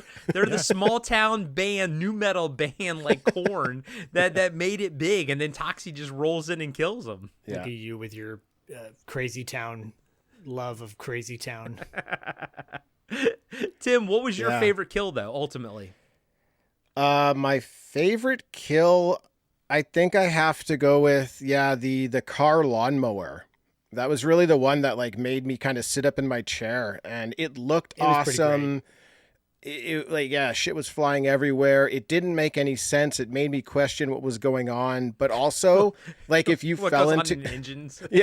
But also if you fell into the engine of a car, you wouldn't come out unscathed. That's not a safe place to be. So in a way that it was all believable. So I'm going to go with that one. I'm going to go with the car kill at the end. Nice. Yeah. I like the guy in the beginning. The real estate guy gets his arm ripped off, and then he's like, "Hey, it's my arm," I like how they put it on backwards. They sewed it on backwards, and he's like, "Hey, you could just take it off and put it on the right way, right? Just try it again. Just try it again." Well, what do you guys think of that? We didn't even talk about the villain that's like the mob guy. Mob boss, yeah. Yeah, the mob boss. He gets his brains eaten by what's his nuts from Kevin Bacon. But what'd you think about him as being like this, sort of the big bad, essentially? I sort of mentioned it at the beginning. All these bad guys, all these tiers of bad guys, and that's what I really liked about the movie more so than just him was the levels. So he's kind of at the top. He's got his assistant who's got his one arm gets ripped off. Then he's got a crew of henchmen. And then you have Kevin Bacon, who sort of reports to the mob boss. Kevin Bacon has his assistant. that woman, and he's got Fritz, his brother, and then Fritz is in control of the killer nuts. So you've got all these villains, and at one point in time in the movie, they all encounter the Toxic Avenger, and I think it helps with the pacing. It keeps the action going. It gives us kills all the time. There's so many people dying because they've included so many villains in this movie. And I think that's one of like the real strengths in the movie is doing it that way. Yeah. Yeah, I love the levels of the tiers basically of all the villains, all the bad guys. And I also love a like second tier villain turning on the top tier. You know, maybe it's love back to Batman 89, you know, where Joker shoots his boss, but like that's I love the taking the serum and then turning around and attacking. Like I thought that was great. But then, you know, the level down from that being Fritz, you know, Fritz has a lot of scenes in this movie where he's the top guy because he's in charge of the killer nuts, so he's leading them around, and that's fun too. You know, he gets to say summon the nuts. One of my favorite lines, he gets to say no parkour to that parkour guy. Like he's the boss for like some of the movie, and I love that. I love that we can adjust the levels. It's not just the one guy at the top makes all the decisions. Like they're delegating they're delegating to the other guys, and they get in trouble when they do it wrong. And Zach, we talked about on our review of the original, like our main, the two main guys, or actually all the four of the main villains kind of have the least impressive deaths. And at least in this, they're all satisfying. Yeah, every single one of them is. I just love how the mop just obliterates people when he smacks people with it. Totally. It's like it's seamless. Yeah. It's like it's almost like a lightsaber. you know? Yeah. But it doesn't cauterize. No. It melts. Cool. Well, that's all I've got. I've exhausted my questions. Yeah, there's nothing else. I don't have anything in my notes. I think we pretty much covered everything without, obviously breaking the movie down and everything. But I think, final thoughts on it. I love the original, I think, and actually, if you listen to our review of the original, I like it much more now than when I did when I first saw it and when I came on talking about Class of Nukem High. Although from that era, I'll still stand by the fact that I would rather watch Class of Nukem High over Toxic Avenger. I do like that one a bit more. But this one, I love this one. I love this movie when I saw it in the theater. I love it now. I know my wife didn't like the original. I think she thought it was kind of gross. I think she would like this one. Like, I think there's enough heart here for people to sort of, if you're not a big fan of Toxic Avenger, I think there's enough for you to say, hey, I'll give this one a try. And I think it does a lot of stuff. And I think it has a huge heart. I think, and I think that Peter Dinklage being the core of it is really what works. And his movie, and the fact that the movie's maybe it's like 10 minutes too long, at an hour and 40 minutes. I know we say that a lot, but it's true. Like it affects pacing when something's that long. But I do like having 20 to 25 minutes with Peter Dinklage's Winston at the beginning. I do like that. Yep. Dean, what do you think? Closing thoughts. I love the original. Like I said at the beginning, I do like the original more than this, but I think this was a great execution of a remake, a thing that I think is very hard to do. Tell a new story, but keep the same soul, and that's exactly what this movie does. It has a different tone, but it still keeps the same soul. So I really enjoyed this. I was really pleased with it. We've talked about like the other movie being nasty and sleazy. Like there's good jokes in this movie. There are good, funny jokes in this movie that can lean into the sleazy a bit, but they're just like smart. They're not the dumb, easy joke to make. And I was laughing my ass off this entire movie. I thought it was so funny.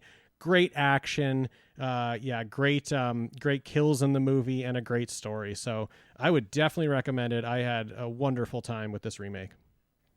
Yeah, one of the better remakes I've seen. I love the original. I don't know what I was expecting with this one. I wasn't expecting much, but I was very happy with what I got. I really enjoyed it. I think it was about 10 minutes too long as well. You're dead on, Corey. That third act is it's a little bit too long. It was dragged out a little bit, but Loved it. The only beef I have is there was no bullying of an old woman, which was one of my most favorite things from the first one. But I mean, I highly recommend this. They toe dipped into that. They toe dipped into the bullying of the lady with the cat, but a little bit. Yeah, I need more than that. I need it to be. I know. I needed to her. see an old woman really pushed down. I needed her to be the one with the cat. No, I need her to be the one in the car engine. Kidding. That had to be there somewhere. You want to see that scene in Blazing Saddles with that lady's getting punched in the belly. She's like, oh. Take us home, Zach. So, here's my thing about remakes. I don't think so often people want to remake good movies, right? And then make it better. And it ends up not being better. Do this, follow this playbook, remake a movie that's, Toxic Avenger I love, but it's not that great of a movie. It's in Trauma. They do not make great movies. Corman made pretty good movies, remake Corman movies, remake Trauma movies. Like, this is the avenue to go and make it smarter, make it more current, make it updated. And that's what this does. I feel like outside of the flaws that this movie clearly has, it's still a home run. Psycho Gorman, by the way, is a perfect length. That movie doesn't lag at all, in my opinion. And it's 100% original. But this one, this is to me, I've been describing this recently to people. This is how you do a remake.